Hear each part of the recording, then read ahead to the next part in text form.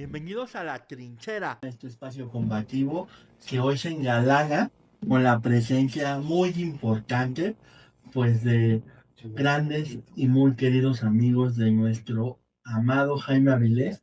Hoy está con nosotros Federico. ¿Cómo estás, Federico? Hola, César. Buenas noches.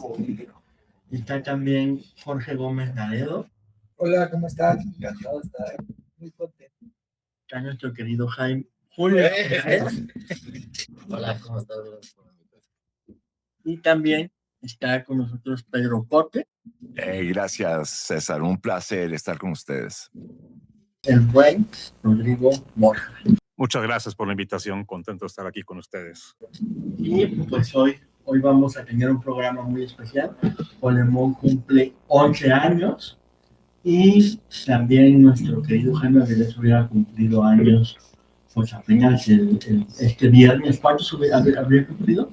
Habría cumplido 72. 72. Y pues aunque no esté con nosotros, siempre lo llevamos mucho, mucho en el corazón. Así es que comenzamos.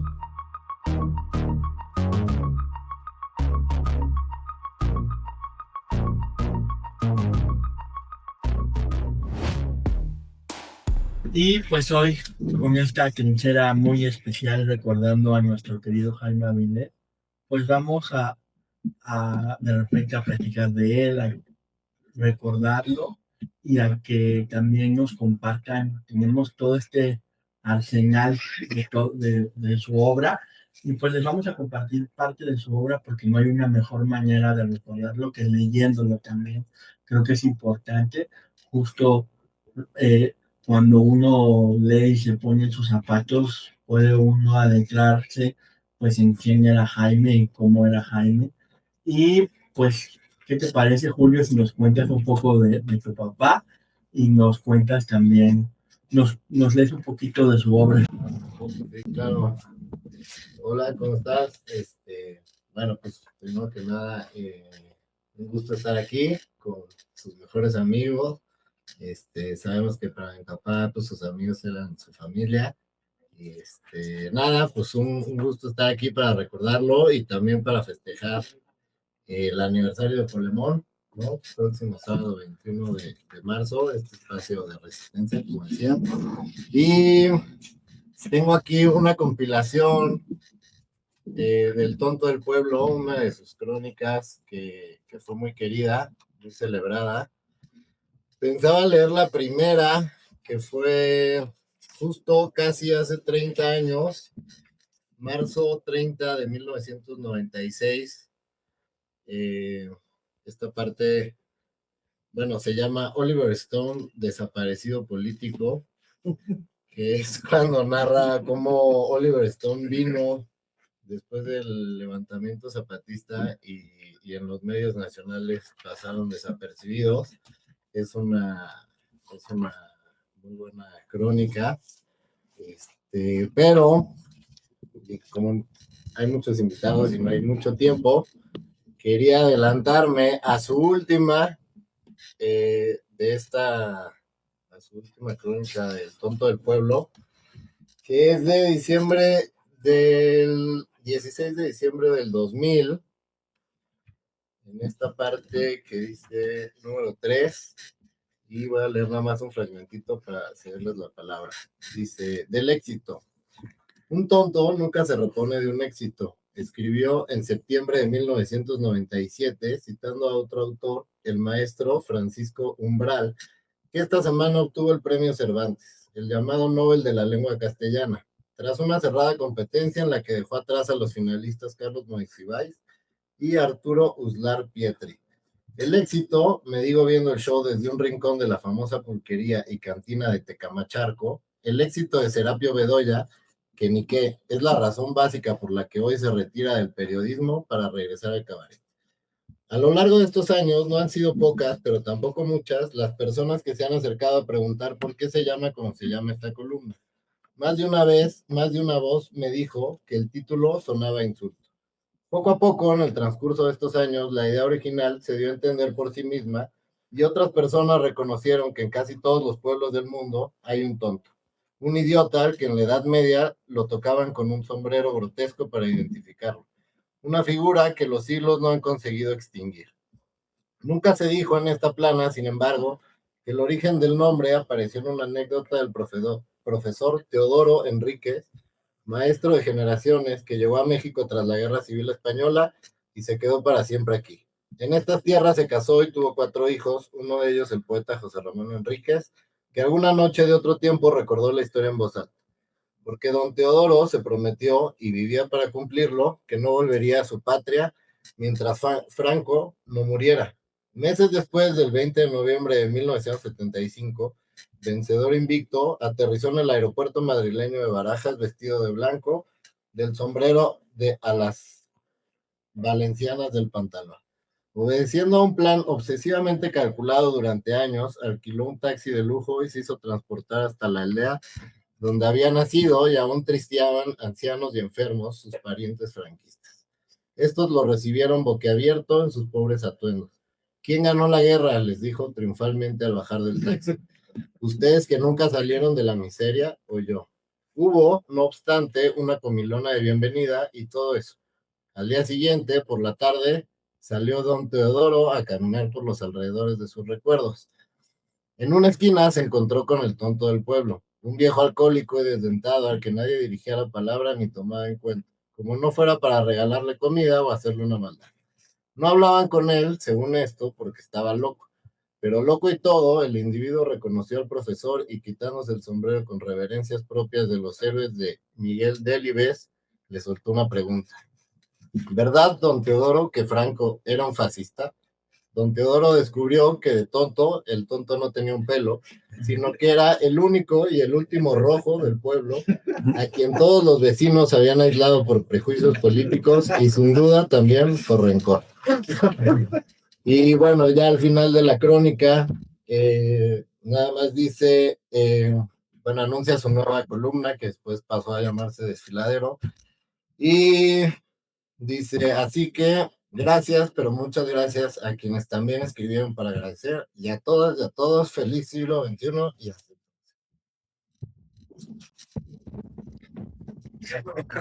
Maravillosa compartió con Julio. ¿Y cómo recuerdas tú a Jaime Avilés? ¿Qué le puedes decir a toda la gente que nos está viendo? Porque de repente hay muchos y nos da muchísimo gusto que comentan y que nos dicen, sí, yo lo conocí, yo lo leía cada sábado en el desfiladero de la jornada, en el Tonto del Pueblo, pero tú, ¿qué nos puedes compartir sobre tu papá? ¿Qué cosas tras bambalinas había de Jaime Avilés? No, bueno, pues muchas cosas, pero pues nada, mi papá justo creo que era una persona un hombre de letras, ¿no? Muy polémico, muy apasionado, y pues eso, pues hizo un periodismo diferente, pues un hombre que vivía en la literatura, ¿no? Y pues justo utilizó esta forma de escribir para contar la verdad, pues de una manera diferente, creo yo. Y pues nada, lo más lindo siempre es encontrarlo en lo que escribía, en lo que la gente platica de él, en el recuerdo que la gente tiene de él. Era alguien muy querido, también llegó a ser muy odiado, pero pues así, eso, así es mi papá. Y pues nada, muy contento de estar aquí con sus amigos, con su familia.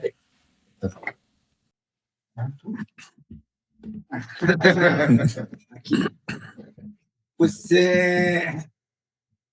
la verdad es que yo conocí a Jaime ya en una etapa donde había ya pasado muchas cosas de él dentro del periodismo, ¿no? Era ya una institución.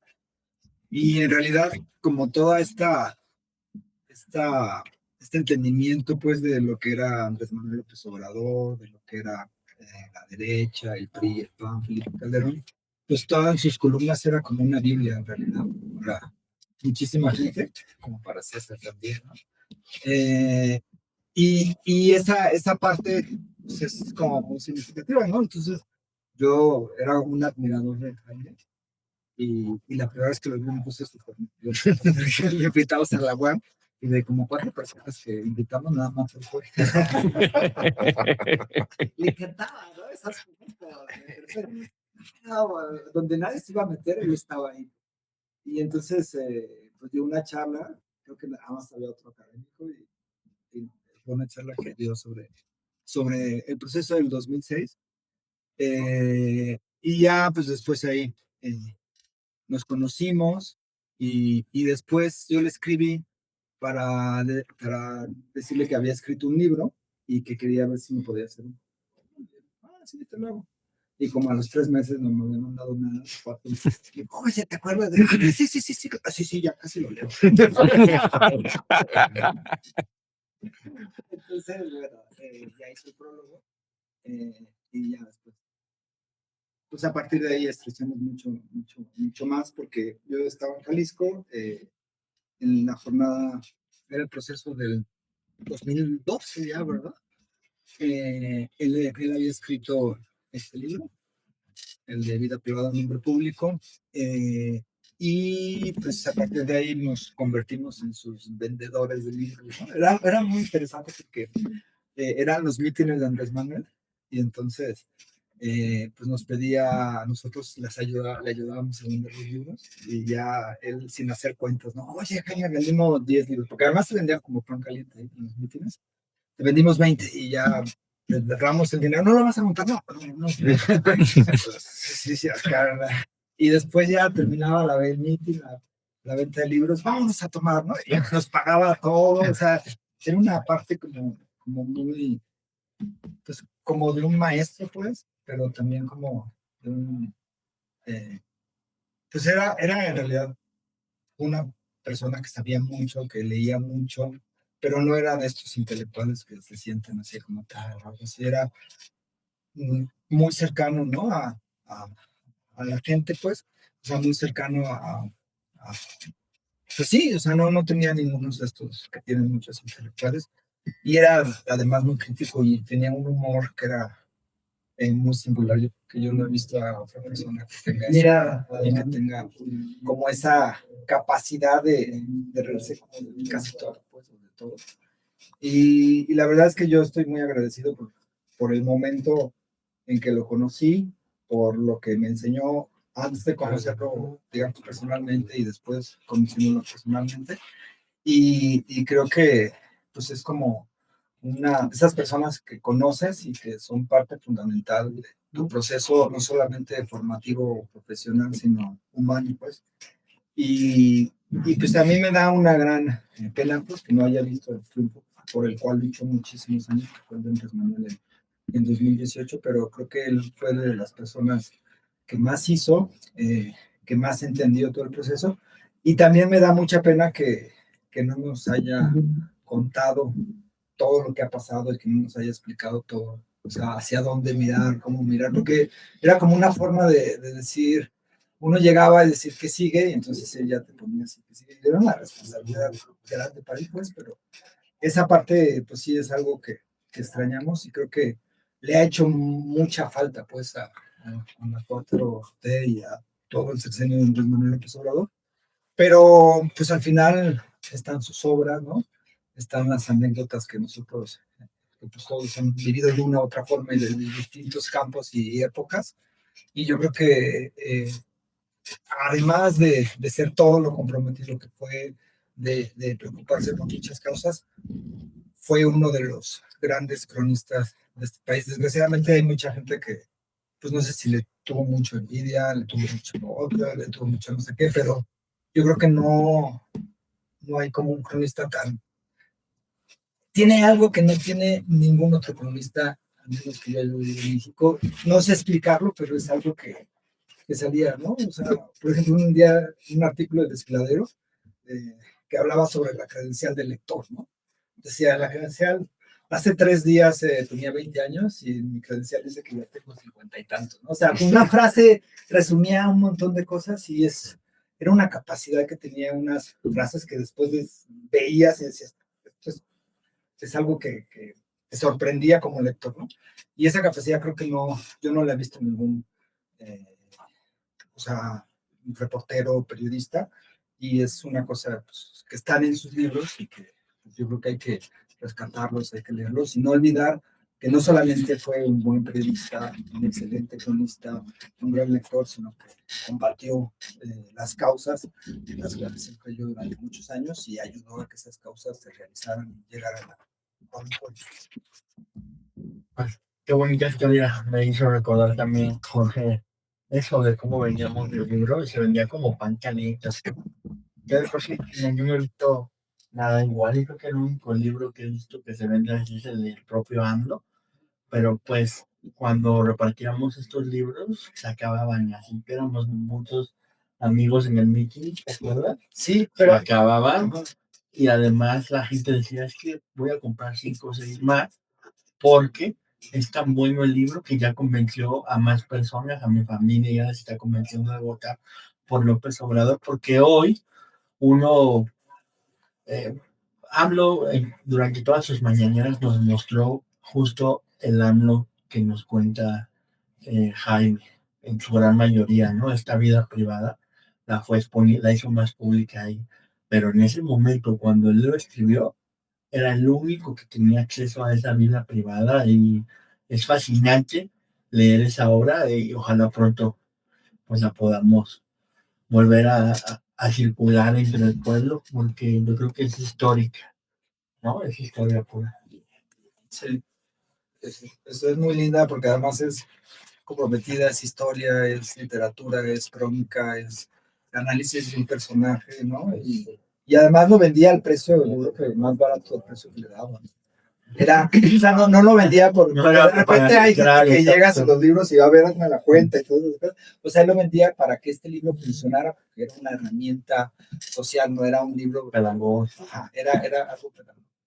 Claro, y yo justo, solo para recordar un poco, yo conocía a Jaime igual, más o menos como Jorge, yo estaba en la prepa y literal leía La Jornada. Me aburrían muchos jornaleros, debo decirlo, porque a lo mejor no era mi nivel de intelecto en la preparatoria no era tan vasto, pero el único que era siempre muy claro y didáctico, pues era Jaime Avilés. Y recuerdo que en medio de esa lucha eh, contra la privatización del petróleo de Calderón, yo quedé tan fascinado de su columna y de su desfiladero de ese día que me puse a la, la recorté y le saqué copias y la repartí entre mis maestros, entre mis amigos, entre los compañeros. Así de importante eran los desfiladeros cada semana de Jaime Avilés en La Jornada. Yo creo que así lo conocí. Después me lo encontré con una amiga en Paso de la Reforma defendiendo el petróleo. Justo iba con Fulcia Avilés, yo no la conocía y después supe que era ella. Y yo estaba fascinado, ¿no? De ver a mi ídolo entre la masa, entre el pueblo, ¿no? Entre uno más que venía de Guadalajara sin conocer la ciudad, ¿no? Sorprendido con los edificios y me encantó verlo ahí. Y pues justo después, cuando trabajábamos con él, cuando nos tocó fundar Polemón, pues fue muy bonito, ¿no? Ya será una historia que igual la pueden leer ahí en la página, pero era muy bonito porque Jaime hacía todo un ritual para dedicar cada número de Polemón. Ese semanario mensual que se le ocurrió solamente a él, que sale todos los días a veces. Y pues quiero que Pedro Corte nos comparta parte de cómo conoció a Jaime, que nos cuente, porque yo creo que es un momento fascinante, seguramente, cómo nos hemos encontrado con él, ¿no? Es una cosa que seguro debe de haber ahí magia, porque era muy mágico también Jaime, le encantaba sorprendernos de forma muy artística, como aparecer en la gran obra de teatro, ¿no? ¿Cómo fue que te encontraste con él? Y si nos puedes compartir algo. Así, Antes un paréntesis, yo estoy completamente de acuerdo con el llamado que hacen los dos Polemones a que se lea la obra de AMLO, y la obra de AMLO se puede descargar desde la página de Polemón, está para quien quiera guardar en su computador, en su celular, un PDF del trabajo de Jaime y que puedan ver con sus propios ojos que lo que se está diciendo aquí es verdad o todavía mucho mejor de lo que es. Yo conocí a Jaime porque Jaime era el novio de una compañera mía de trabajo. Básicamente esa fue la relación, pero fue una chispa de amor en el primer instante. Desde el momento en que nos conocimos en la fiesta de mi jefe, no hasta, pues, hasta el día que se fue, no paramos, no dejamos de hablar. Yo le decía a mis amigos que no, pues uno de los problemas, pues yo soy colombiano, uno de los problemas que yo tengo en México es que en México uno tiene amigobios y entonces pues uno no tiene sexo con sus amigos, uno no tiene la cotidianidad de la casa, pero todo el resto existía, todo el resto existía con Jaime. Entonces, pues era una relación para ponerle algún adjetivo bastante intensa. Jaime era una persona como nunca he conocido en la vida. O sea, no solamente es lo que se llama en este momento una persona que piensa fuera de la caja, pero Jaime pensaba fuera de la caja de la caja de la caja, ¿no? Él, y todo con una gracia, con una simpatía, con una sabiduría, porque Jaime era una persona cultísima. No, era una persona que había leído toda la literatura y tenía unos amores literarios por unos oscurísimos novelistas y cuentistas japoneses que yo en la vida había leído. Y claro, escribía con tanta naturalidad, con tanta claridad y en un estilo tan particular, ¿no?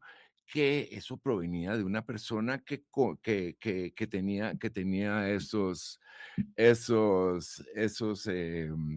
elementos.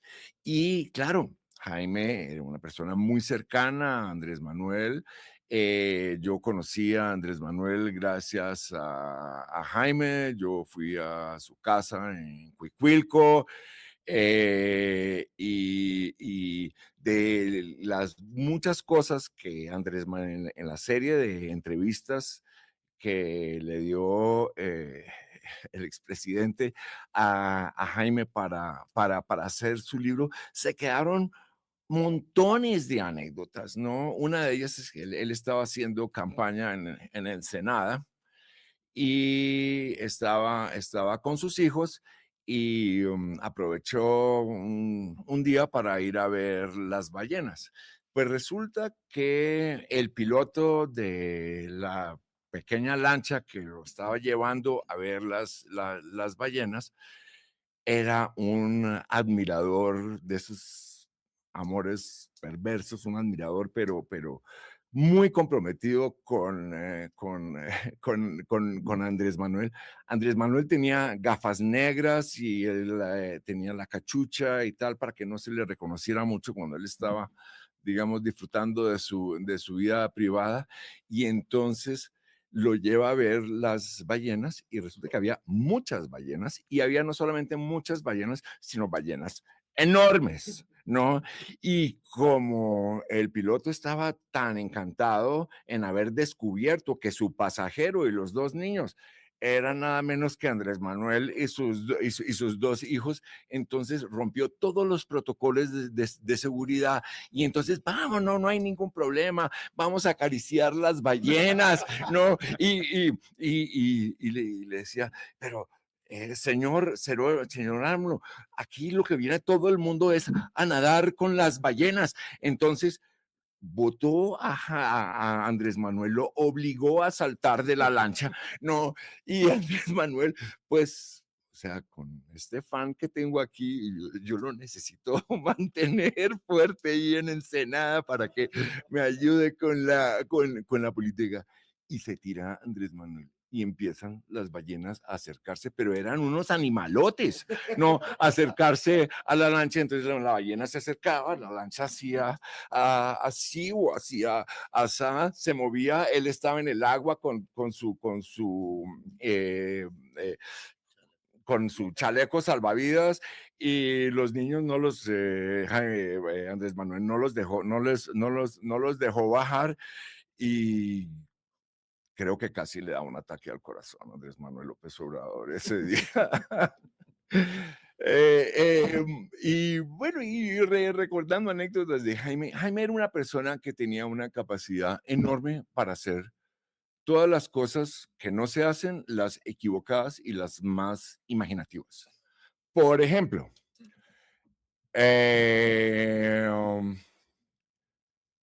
estaba Jaime tomándose unos tragos con unos amigos. Estaba yo allí en ese paseo, y pues ahí entre una amiga de Jaime y Jaime empezaron así como las miradas, las cosas y demás.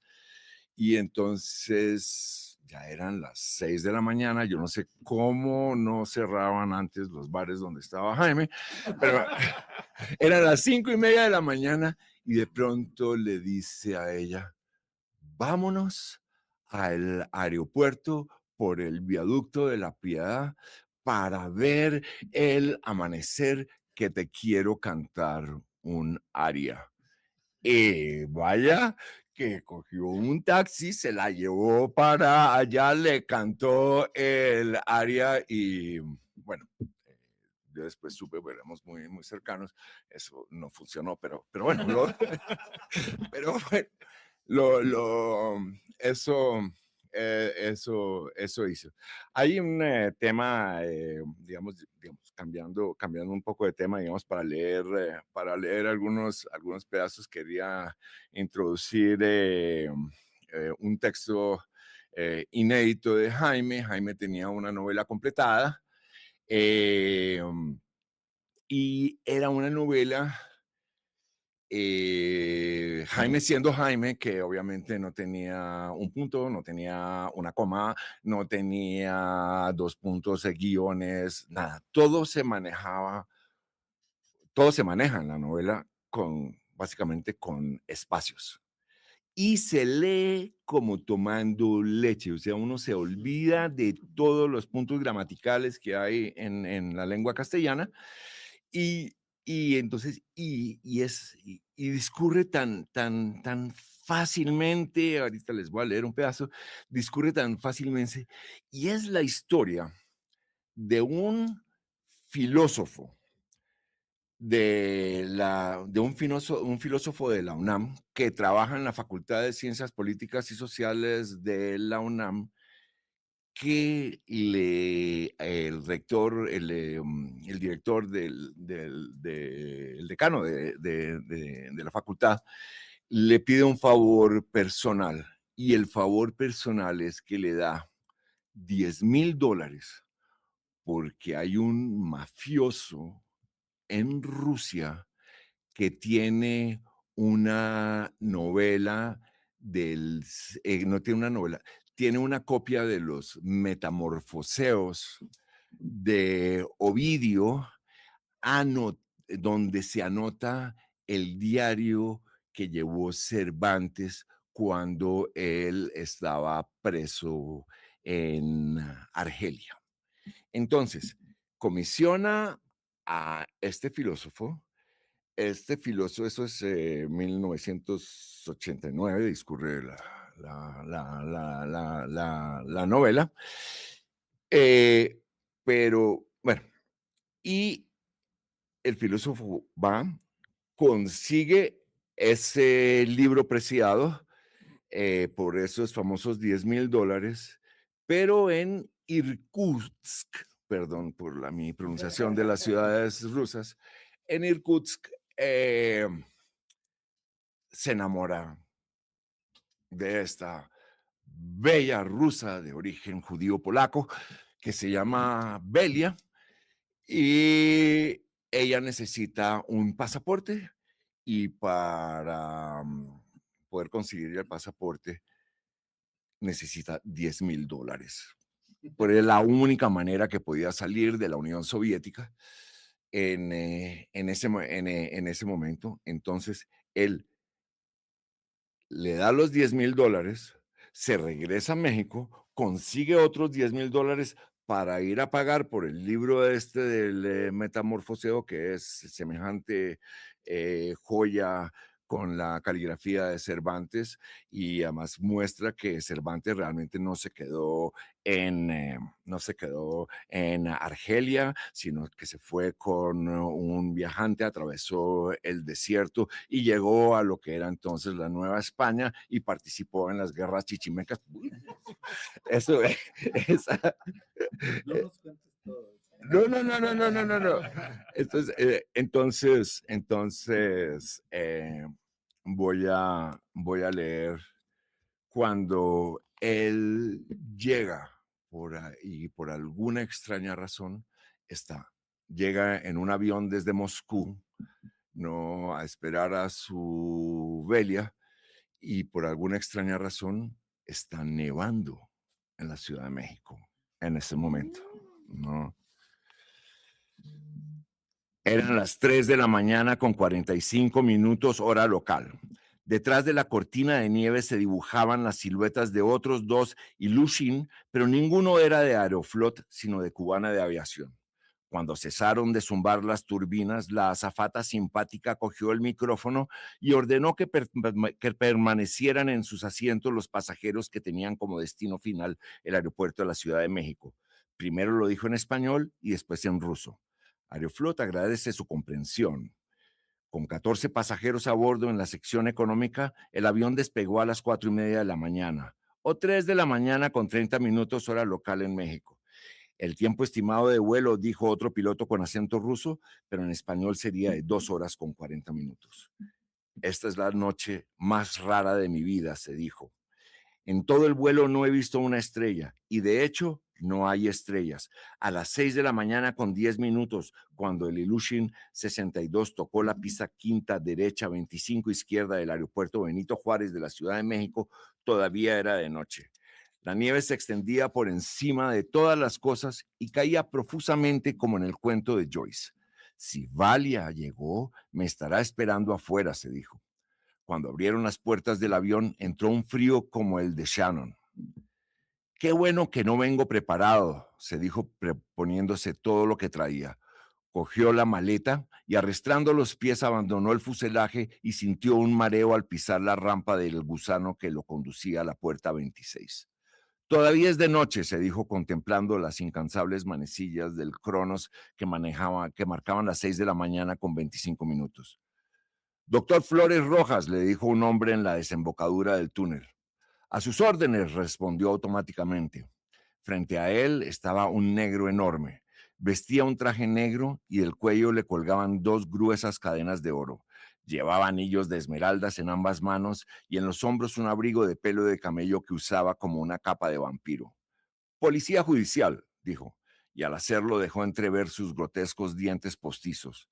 ¿En qué le puedo servir?, musitó el filósofo con la garganta repentinamente seca mientras 2 pares de manos lo cogían de los brazos y 2 hombres lo rodeaban por detrás.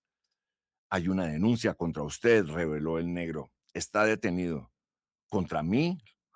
Él sonrió palideciendo. ¿Y de qué se me acusa? Homicidio. ¿Es todo su equipaje de mano?, preguntó uno de los que les había sujetado de los brazos y le quitó la maleta.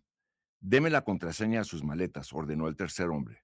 Flores Rojas era incapaz de reprimir el incontrolable temblor de sus manos. Los pasajeros que aún salían del Ilyushin miraban la escena y seguían de frente, pero nadie intercedió por él. Nadie lo conocía.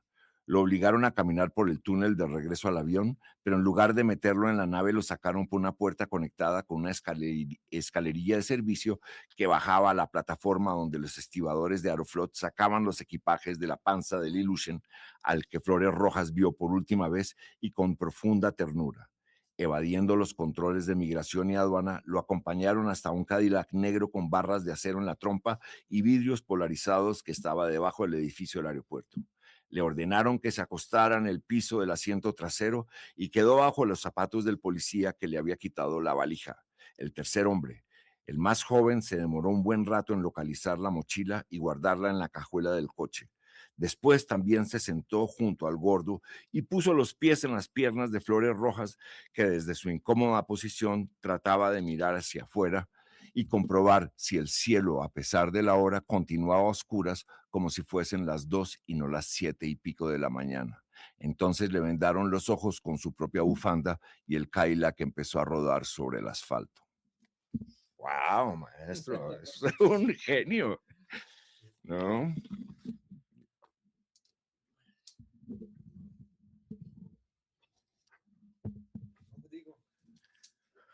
Gracias. Bueno, yo conocí a Jaime de manera fortuita, a veces el destino es extraño, ¿no? En esos momentos yo tenía una pareja que acaba de entrar a trabajar a la ONU, a Naciones Unidas, y en la oficina en la que estaba ella trabajaba también un muchacho que era de Uruguay o de Argentina, ¿te acuerdas, Pedro? Oliver. Era de Uruguay. Era de y Uruguay de Argentina. y de Argentina. Sí. Casado en ese momento con una chica que era de Perú, o sea, trabajando en la oficina donde trabajaba mi pareja. Entonces hicieron una cena en su casa, nos invitaron, fuimos y ahí conocí yo a Jaime y de hecho también a ti, también a Pedro ese día. Fue en 2003, finales de 2003. Lo conocimos la misma noche. Ah, mira, qué cosas. Igual, o sea, como menciona Pedro, pues de inmediato, pues platicamos un poco, nos caímos bien y pues al poco tiempo ya, pues empezamos también ya ahí pues a ir juntos a manifestaciones, a marchas, a todo lo que fuera saliendo. Cuando fue lo de la defensa del petróleo, yo vivía entonces en el centro, a 2 cuadras de lo que entonces era la Cámara de Senadores. Entonces Jaime se iba todos los días a estar ahí con las Adelitas y después se pasaba a mi casa para escribir ahí su crónica, ¿no? Y ya irla mandando al periódico. Me acuerdo una vez, se mencionaba ya que era una gente muy, muy ocurrente, ¿no? Con una imaginación brutal que no le daba vergüenza a nada, absolutamente nada. Íbamos saliendo del Zócalo de una marcha, bueno, una concentración en contra del fraude de 2006, y de repente vimos, Jaime y yo, que había un muchacho ahí en Madero que tenía el suelo unos como ratoncitos de juguete con que les dabas cuerda y empezaban a dar de vueltas. Pues que estaba ahí, grite y grite, lleve su ratón, y nadie le hacía caso. Me dice, Jaime, vamos a ayudarlo. ¿Y cómo quieres ayudar? Tú déjame. Y se acerca con este muchacho, le ofrece su ayuda para vender eso, su mercancía. El muchacho acepta y empieza Jaime a gritar, lleve su Felipe Calderón de juguete, lleve su Felipe Calderón. Se vendieron todos en 10 minutos, ¿no? Y el muchacho estaba feliz, por supuesto, ¿no? No vendía nada y bueno, sus ratones se convirtieron en Felipes Calderones y todos los vendieron, ¿no? Ese era Jaime, ¿no? Es una persona muy, muy ocurrente, muy, siempre, pues, dispuesta a ayudar a mucha gente. Cuando uno iba caminando con él por la calle, de verdad, era increíble cómo mucha gente se acercaba a saludarlo, ¿no? Mucha gente lo conocía, le pedían autógrafos, le pedían una foto, le decía, bueno, es que tú eres todo un rockstar, le decía yo, ¿no? Porque pues a mí ni me pelaban y a él, pues todo el mundo le pedía, le pedía su foto, ¿no? Yo el que tomaba la foto por lo general, me daban el teléfono para tomarla y bueno, ok, no hay ningún problema. También siempre estaba contando sus historias, sus anécdotas, y por más bobas que pueden llegar a ser, las contaba con una gracia tal que uno se puede pasar media hora en el suelo de la risa, hasta acá con dolor en la panza de todo, ¿no? Como la historia de los conejos y el ministro de Economía de Rusia, ese era un clásico, ¿no? Y bueno, también gracias a él, pues yo conocí a Andrés Manuel, ¿no? Él me lo presentó en uno de los mítines en también 2006. Después, la que entonces era mi pareja y yo nos fuimos a vivir a Nueva York, como que perdimos un poco el contacto con Jaime, y de repente una vez, o sea, ya habían pasado como 3 años que no sabíamos nada de él, y de repente me manda un mensaje, me dice, historiador, murió Paquita, la del barrio. Y yo, caray, tú le contesté de inmediato, ¿no? ¿Qué pasó? No me digas de qué murió. Me dice, no, no ha muerto, pero es que quería llamar tu atención para que me contestaras. Yo, bueno, ok. Y bueno, el mensaje era para invitarnos a pasar Navidad con él en Tulum, que pues era su destino preferido para pasar Navidades, ¿no? Y pues ha sido una de las Navidades más divertidas que he tenido, la verdad. O sea, pero repito, o sea, todo eso pues, nos indica cómo era esta persona, ¿no? Cómo era Jaime Avilés. Un hombre, repito, muy ocurrente, muy imaginativo, sin pena de nada, capaz de hacer cosas que el resto de los mortales pues, no haríamos, ¿no? Nos daría vergüenza hacerlo. Y él no, él le valía gorro lo típico, que se bajaba del coche cojeando para poder dejar el coche en la zona de discapacitados, porque pues no había otro lugar, entonces ahí lo dejaba y se bajaba cojeando. También me acuerdo muy bien que cuando nos íbamos a ir a Nueva York, pues estábamos viendo qué hacer con mi biblioteca, que pues era ya un poco grande, y me dice Jaime, pues yo te la cuido en mi casa.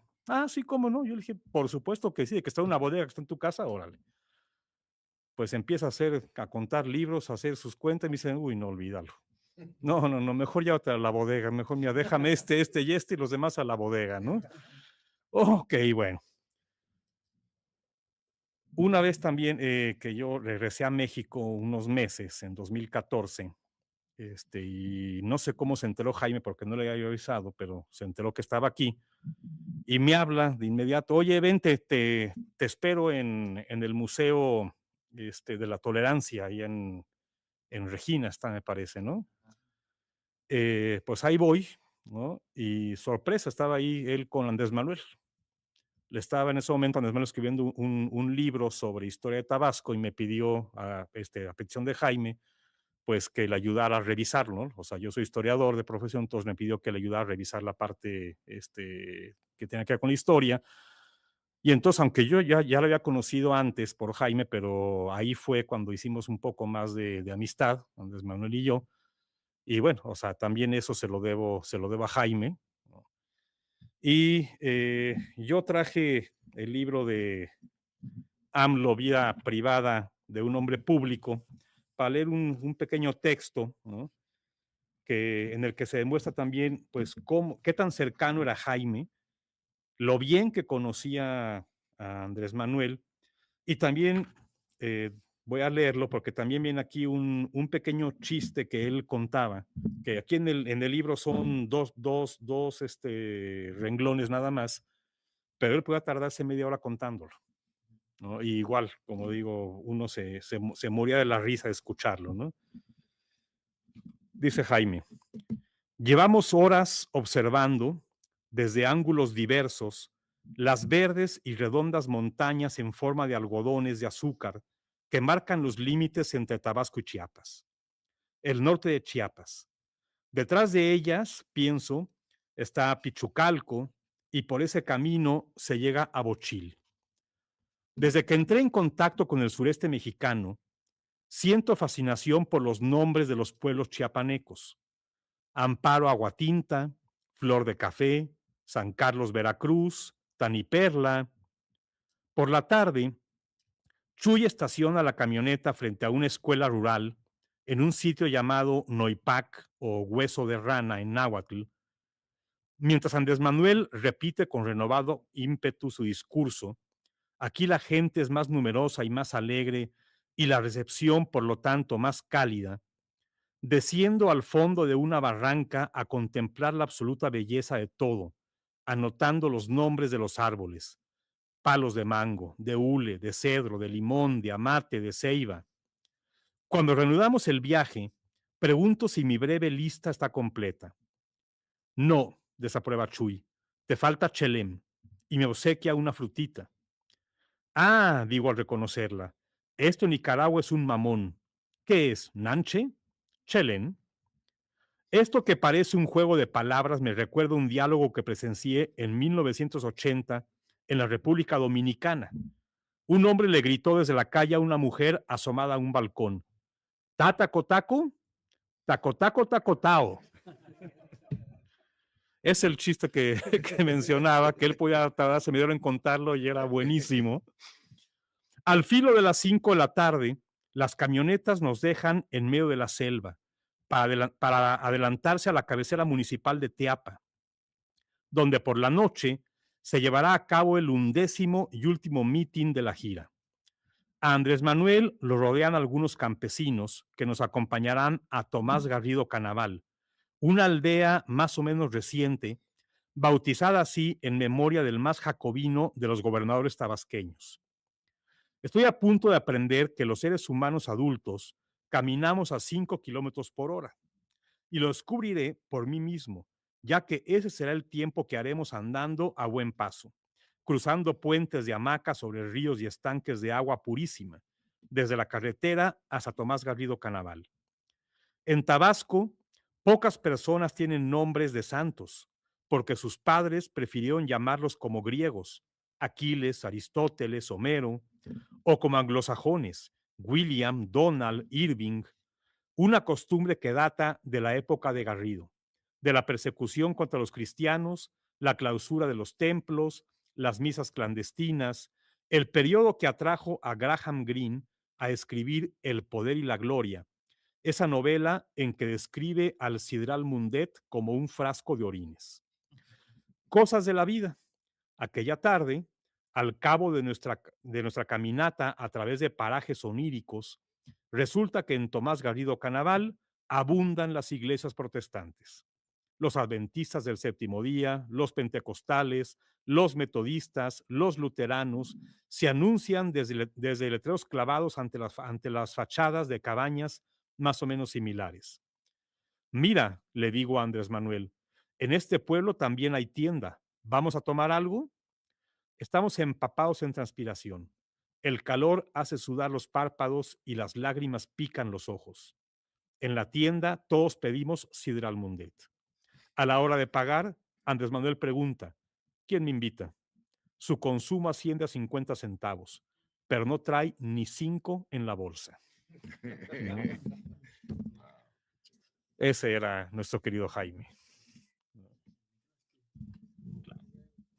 Ay, que ahora el micrófono es verdaderamente compartido porque los duendes hicieron su labor y de 3 micrófonos hoy se escucha uno, así es que perdonen por estas fallas, pero le doy la palabra. ¡Ajá!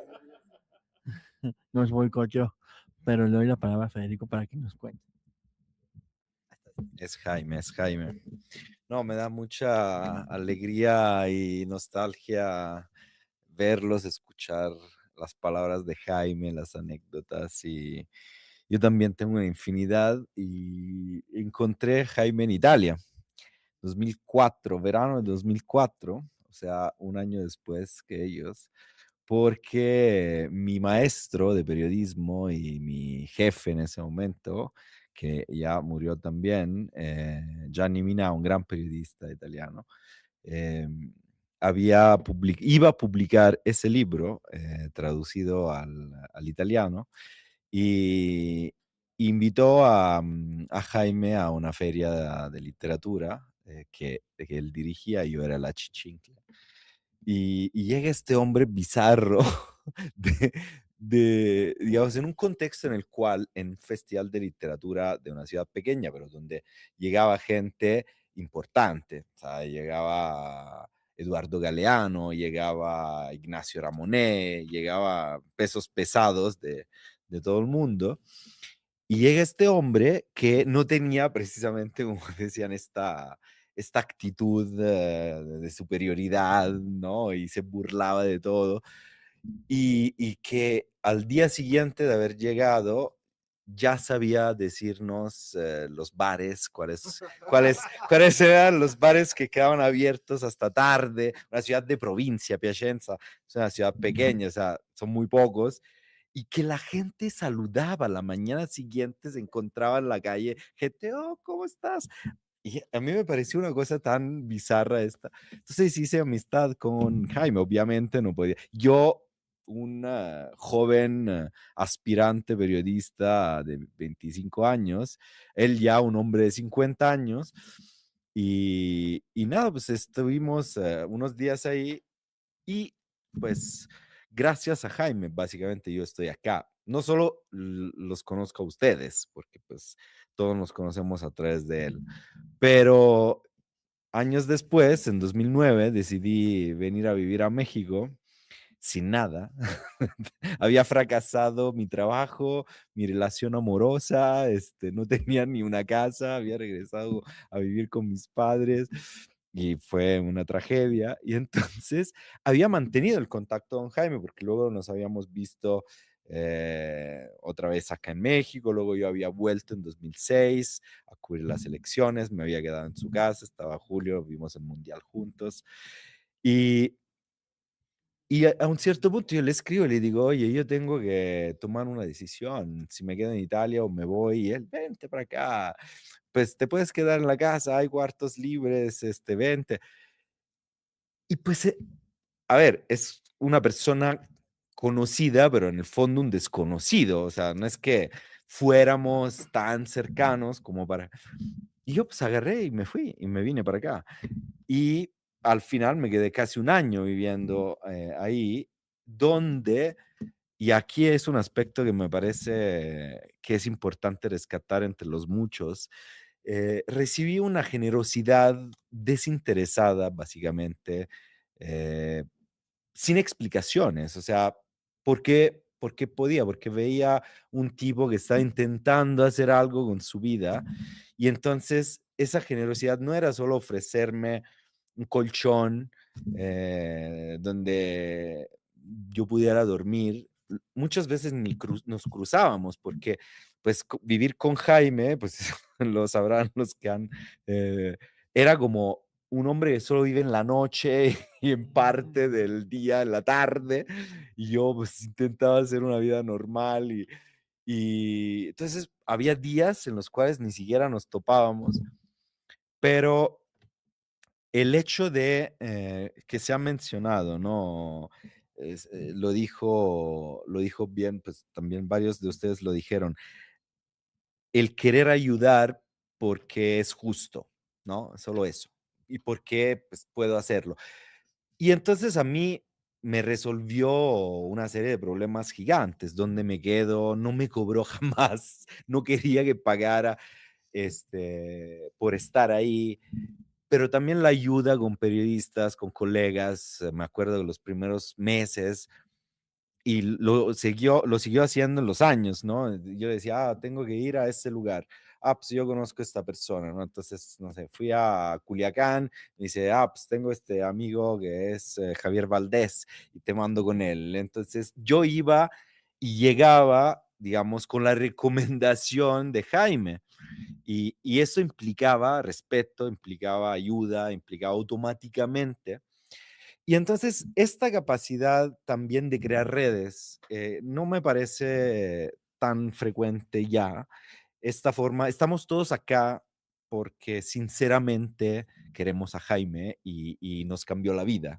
Entonces, eh, estas salidas, estas anécdotas, estas aventuras absurdas que me ha tocado vivir con él, nos han marcado en un plano que es, digamos, completamente diferente al interés, completamente diferente a cualquier ganancia, ¿no? Incluso a veces, como decía Julio, ¿no? Tenía muchos enemigos y me ha tocado, estando él vivo y estando él muerto, pues tener que defender a Jaime porque, no, es que no sé, ay, huevos, a mí no me vienes a hablar mal de Jaime Avilés, pero también a un nivel profundo de entender cosas que realmente importan, ¿no? Entonces, la cosa extraordinaria, y estoy de acuerdo con Julio, o sea, Jaime era un hombre de letras, era un letrado disfrazado de tonto del pueblo.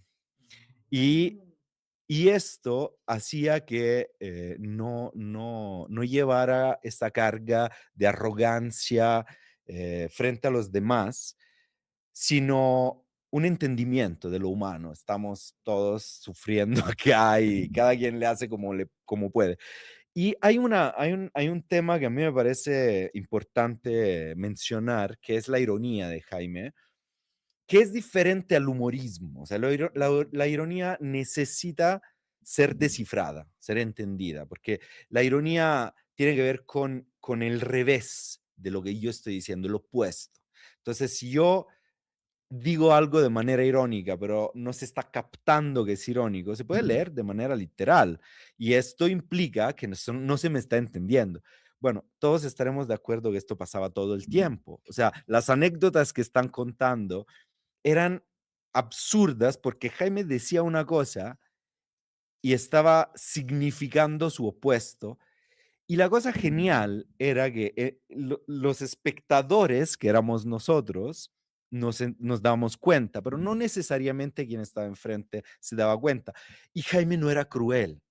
O sea, encontrar una persona que no lee tu ironía, no la entiende y es desafiada directamente la manera en la que lo hacía Jaime, puede causar, por ejemplo, en el ironista, en ese caso él, cierta postura de arrogancia. O sea, no, al revés. Jaime seguía su propio juego dentro de la literalidad en la que se había leído su broma. Entonces, y esto era completamente surreal, porque él lanzaba una broma que no era entendida, y era entendida de manera literal y le seguía el juego hasta las últimas consecuencias. Y esto hacía que la vida misma se volviera absurda, porque eran situaciones completamente absurdas. Yo recuerdo, una vez estábamos en el centro histórico, salimos sobre eje central y no me acuerdo por qué, pero alguien necesitaba unos uniformes, tal vez una amiga mía, un uniforme de policías para hacer un corto, algo. Y entonces Jaime, a las 2 de la mañana, llega con un policía en la calle. Estamos hablando de 2010, algo así. Y le dice, oiga, oficial, ¿dónde puedo conseguir un uniforme de policías? Y el tipo así como, no entendiendo qué onda. Y a un cierto punto la conversación, como después de un momento de desequilibrio ahí, el otro le contesta pensando efectivamente dónde puede conseguir. No, pues no sé, la verdad no sé, pero igual y nos ponemos de acuerdo. O sea, la conversación se vuelve que el policía está dispuesto a vender o rentar uniformes reales. Y Jaime, por supuesto que le seguía. O sea, íbamos a acabar con la compra de uniformes de policías a las 2 de la mañana, negociando con el policía. Pero al final esta anécdota se concluyó con que nos fuimos, pero ese tipo de cosas pasaban todo el tiempo, de día, de noche, en un bar, no sé, íbamos a los toros, yo no sabía nada de toros, de repente venía Julio, venía Juncia, a veces, no sé si hemos ido contigo alguna vez, seguramente sí, y era muy divertido todo el ritual de los toros y luego irnos después a tomar ahí en el bar que estaba cerca de los toros, que no me acuerdo cómo se llama, el ruedo. Y luego él tenía que escribir la crónica taurina donde le metía cualquier cosa, porque el punto es, hay que ocupar cualquier espacio para hablar de las cosas importantes. Y de repente las cosas importantes tienen la forma de algo insustancial, de algo muy pequeño como la credencial electoral, pero esa forma que tú dices que él tenía de hilar cosas que entre sí parecían que no tenían nada que ver, pero sí tenían mucho que ver y explicaban la realidad. Y esa era su gran capacidad también de comunicar con los demás, de conectar con sus lectores. Y luego se me ocurre otra cosa que estaba diciendo de otra manera, que era que Jaime siempre pagó todo. O sea, siempre fue coherente hasta las últimas consecuencias. A veces pagó demasiado por sus decisiones, por sus posturas, por su terquedad, lo que ustedes quieran, pero era uno que pagaba hasta el fondo. Y me acuerdo que una vez que mi jefe, mi maestro, invitó a Eduardo Galeano en Italia, que por cierto era muy amigo también de Jaime, Galeano decía esta cosa de que seguramente lo estoy diciendo mal porque pues no, no soy Galeano, que América Latina es ese lugar en el cual pensamiento, no, las palabras y las acciones cuando nunca se encuentran y cuando se encuentran no se saludan. Y en el sentido de tomarse la responsabilidad de las consecuencias de y ser coherente con lo que se dice. Bueno, Jaime era muy coherente y pagaba siempre. Y esto yo creo que es un gran tema también de ética, porque también, por supuesto, cometía errores. Y todos hemos estado en momentos en los cuales las consecuencias de esos errores recaían de manera desastrosa encima de Jaime, encima de los que estaban alrededor de él.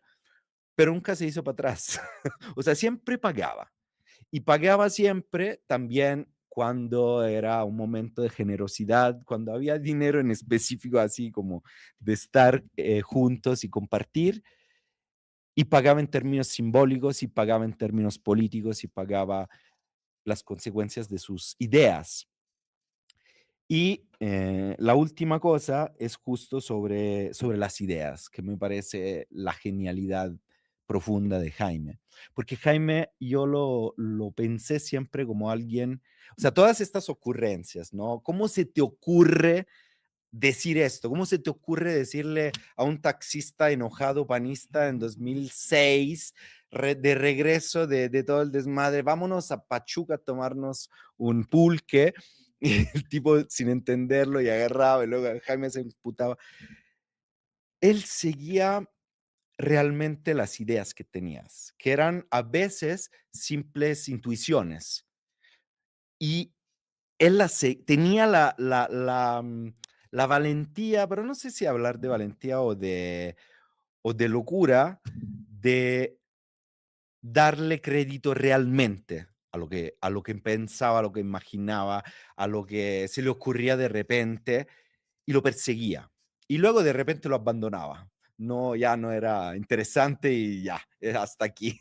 Pero este aspecto me parece que también es parte de esa creatividad desbordante y absurda, ¿no? Que parece absurda precisamente a nosotros que estamos hechos digamos, de una lógica que a veces necesitaríamos desafiar más, porque es lo que nos permite estar fuera de la caja, de la caja, de la caja, de la caja.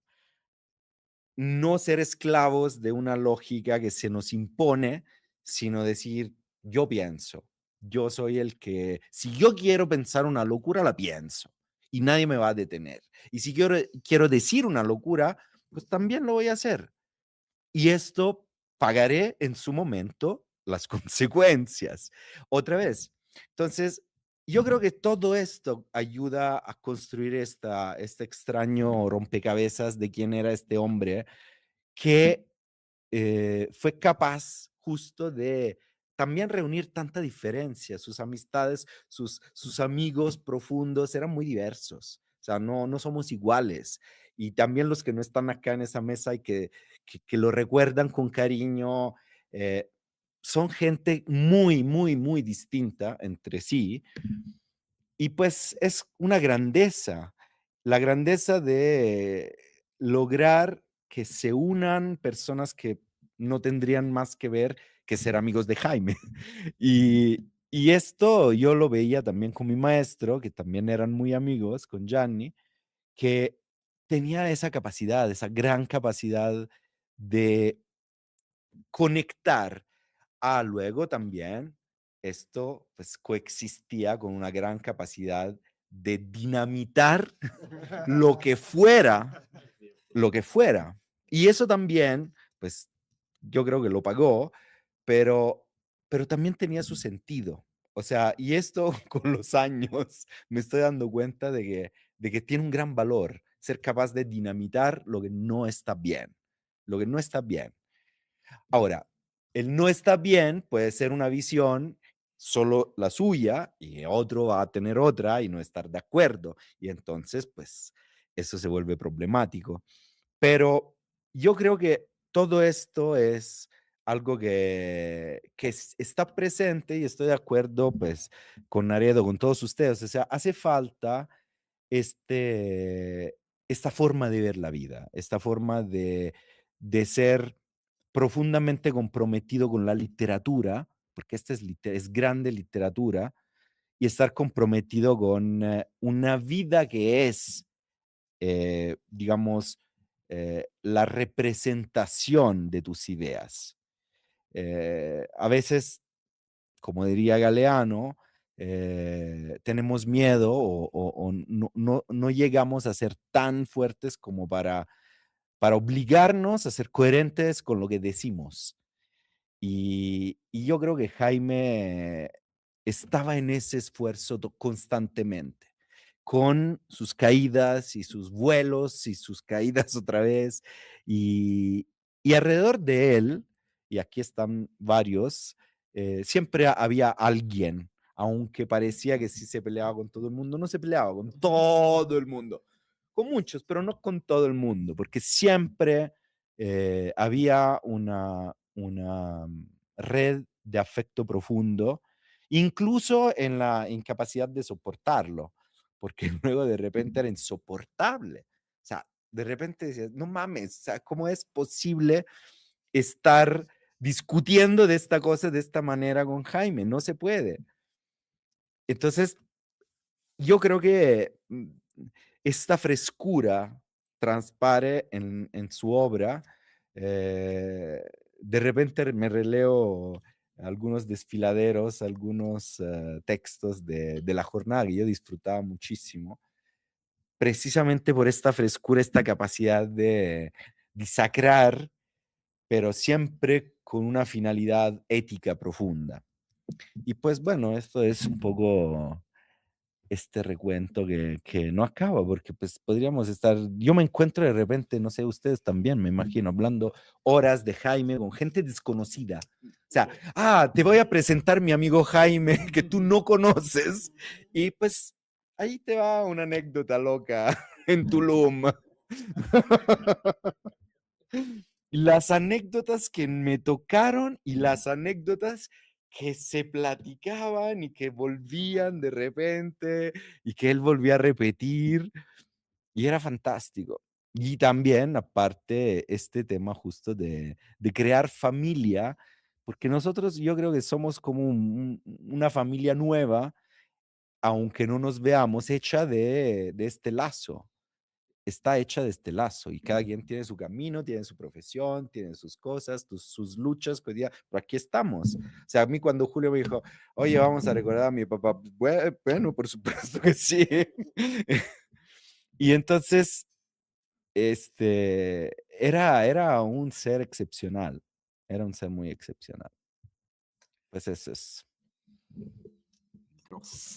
Sí, yo estoy muy contento por escuchar tantas anécdotas que he escuchado, muchas, unas son nuevas también. Y digo, desde la parte de que yo, esto que decía Federico y que creo que también se ha mencionado, creo que sus posturas políticas y sus convicciones tuvieron mucha, mm, o sea, hubo como un precio para pagarlas, ¿no? O sea, yo recuerdo cuando muchos que ahora son, eh, digamos, están dentro de la palestra política, ¿no?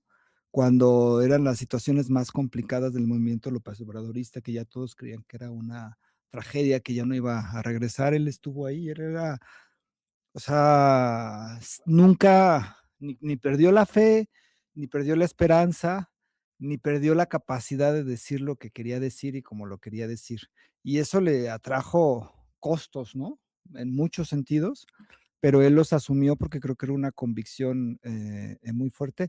Y yo creo que es una de las cosas que también, digo, además de la parte, digo, como cronista, periodista, me impresiona y releo y me sigue impresionando muchos de sus textos y la capacidad que tenía de ver cosas que nadie veía, ¿no? O sea, en Guadalajara un día estábamos manejando y me dice, oye, ¿por qué hay una relación tan fuerte entre Saltillo y Guadalajara? Porque estaban los letreros de para Saltillo, para Saltillo. O sea, cosas que eran como cotidianas. Él después hacía unas reflexiones así, y después te las contaba y después no sabías si estaba hablando en serio, si estaba bromeando, si te estaba viendo la cara de tonto, pero era muy divertido. O sea, un día, ¿te acuerdas? Ahí fuera de Gollado estuvimos como una hora hablando de un invento que era el batidor de huevo, no sé si, o sea, el batidor de dedo, o sea, otro clásico, o sea, no, y ya sacábamos y costos, ¿no? Y cuánto saldría hacerlo y no sé qué.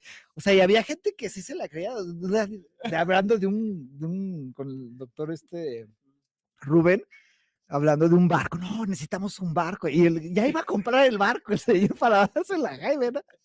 Entonces era una capacidad que tenía o sea, de esta parte, la capacidad que tenía el conocimiento, pues, ¿te acuerdas de la anécdota esa que fueron varios intelectuales pues ahora de la 4T, ¿no? Y que él hablaba a un lugar donde hacían maíz, ¿no? Y él estaba hablando, aquí seguramente hizo, no recuerdo el autor del nombre, ¿no? De las masas, por la masa, de la masa del maíz, pero en realidad el otro hablaba de la masa y dice, no, pues yo les dije todo y nadie me entendió el chiste, ¿no? Pero, o sea, era una cosa, pero aparte de eso, aparte de ser muy divertido, aparte de tener un gran conocimiento y de escribir y de explicar, o sea, la cuestión de las convicciones es algo que también se extraña mucho, pues. O sea, en este momento que es un momento distinto desde otra parte, creo que se extraña mucho una persona con unas convicciones y que asumió esas convicciones con altos costos y en algunos casos tan altos costos de que muchos pues lo vean con recelo o no consideren la obra como lo que es una gran obra de un gran periodista y de un gran cronista. Y creo que eso es una reivindicación que se tiene que hacer en todos los lugares donde se tenga que hacer. Y también es pues esa convicción que yo creo que son cosas que uno difícilmente vuelve a ver en una persona, ¿no? Entonces, con esa forma y con esas ganas y con esa garra. Y sí, cosas divertidísimas. También yo siempre he sido un ser diurno, él era un ser nocturno, entonces en ese entrecruce en que yo me levantaba a las 6:30 de la mañana y él se estaba durmiendo, pues ahí me hablaba, oye, fíjate que pues ya apuntábamos, ya sacábamos notas y todo. O sea, era algo yo disfruté muchísimo de Jaime y aprendí mucho y además pues nos heredó esta cosa, porque además cuando fundamos Polemón, Jaime tenía un nombre, como decías, o sea, la gente lo saludaba y hablaba y todo, y acababa creo que de sacar Aristegui su nombre, Aristegui Noticias, ¿no? Entonces era como tal, el proyecto era muchas veces como ahora están los proyectos personales, ¿no? Y que no sé qué, y que no sé qué. Y Jaime nunca quiso un proyecto personal, nunca quiso un blog. Jaime Avilés, ¿no? O sea, él quería algo que fuera distinto y eso creo que también era esa parte de pues de ayudar, de creer en las personas, o sea, porque yo no sé, un periodista así con esa fama que tenía ya Jaime, estar en la jornada, ¿por qué se iba a fijar en unos pueblerinos de Guadalajara, ¿no? Que está, y creo que esa parte de apostar, eso creo que fue también muy importante por el proyecto y yo a veces también cuando de repente nos vemos y ver para dónde va el proyecto, para dónde va Polemón, si estamos haciendo lo que siempre nos preguntamos, si chingado, ¿qué pensaría Jaime? Sería esto? ¿Qué decisión tendría? Entonces, creo que para nosotros es muy importante y aprendimos mucho de ello y también aprendimos que se pueden dinamitar las cosas, como él las dinamitó muchas veces, pero con un sentido siempre ético, creo, y eso es algo que también muy complicado hoy de encontrar. Pues qué bonitas palabras recordando a Jaime. Yo no me centro nada más en lo de dinamitar, sino también creo que gracias a esa dinamita también construyó otros caminos, ¿no? Digo, yo siempre, cuando me preguntan qué es Polemón, yo les digo, es una falla del sistema de la jornada. Es un error del sistema de la jornada. Si la jornada no hubiese sido peñañetista en esa época, si hubiese cuidado más a Jaime, no existiría Polemón. Entonces, es un derivado de la jornada. La jornada se fue para el otro lado en esa época, y luego volvió cuando ya estaba el triunfo, pero pues Polemón nació en las circunstancias más difíciles, en la guerra más difícil donde todo era a contracorriente y justo me encantaba su regla que era todos vamos a publicar todo lo que queramos. Aquí no va a haber censura. Entonces era como Jorge publicaba lo que él quería, yo publicaba a veces de fútbol o cosas locales de Guadalajara, y él también, y de repente, es que ¿por qué publicaste videos de perritos? Me decía.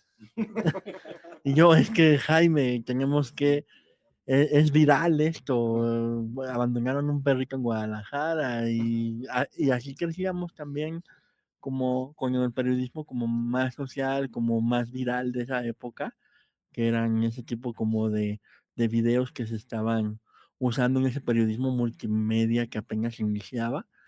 Y me acuerdo mucho que me dijo, bueno, tú vas a ser el de reacción inmediata, el encargado de reacción, porque yo siempre estaba hasta abajo del organigrama.